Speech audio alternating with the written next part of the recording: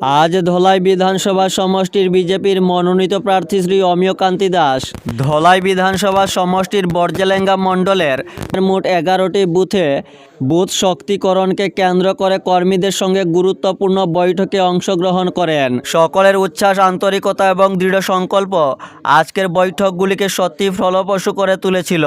শ্রী অমিয় কান্তি দাস বলেন, সবার সাথে সরাসরি মত বিনিময়ের মাধ্যমে মানুষের প্রত্যাশা ও আগামী দিনের পথ আরও পরিষ্কারভাবে উঠে এসেছে। সকলের ভালোবাসা ও সমর্থনই আমাদের সবচেয়ে বড় শক্তি। এই বিশ্বাস নিয়েই আমরা এগিয়ে চলেছি জনতার সাথে, জনতার জন্য। এদিকে আজ ধলাই বিধানসভা সমষ্টির বিধায়ক শ্রী নিহারঞ্জন দাস ধলাই বিধানসভা চক্রের পালংঘাট মণ্ডলের বিভিন্ন জিপিতে বিজেপি প্রার্থী শ্রী অমিয় কান্তি দাসের সমর্থনে বিভিন্ন সভায় অংশগ্রহণ করেন। আমারও পরিবারের সদস্য ছিল, বেড়ে গেল বন্ধুরা। আমারও 1,58,000 হয়ে 2,000 লোক আমার সদস্য হয়ে গেল। কেন হয়ে গেল? আমি আপনাদের আপনজন হিসাবে, আপনাদের প্রিয়জন হিসাবে আপনাদের কাছে এসেছি এবং আপনারা আমাকে ভোটে নির্বাচিত করবেন, তার জন্য অবশ্যই আমার দায়িত্ব রয়ে গেছে। কৃষিকাচার আছে, আগামীতে সবাই ভালোভাবে পড়াশোনা করুন, দীর্ঘতাগুলি বলে।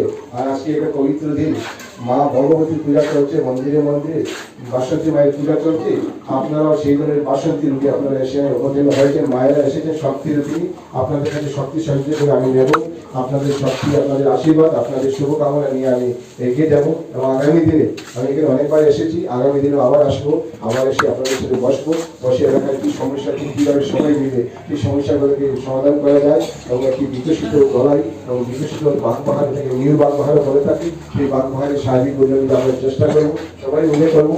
যেগুলো সমস্যা আমার কাছে, আমাকে দেখার জন্য, আমাকে পাওয়ার জন্য যেতে হবে না, আমি ঘুরতে থাকবো, অহরহ ঘুরতে থাকবো, আসতে থাকবো আপনাদের কাছে। আর একটা কথা দিচ্ছি, এই ইলেকশনের নির্বাচনের পরে 1 মাস পরের মধ্যেই আমি আবার যখন হওয়ার পরে আমি অবশ্যই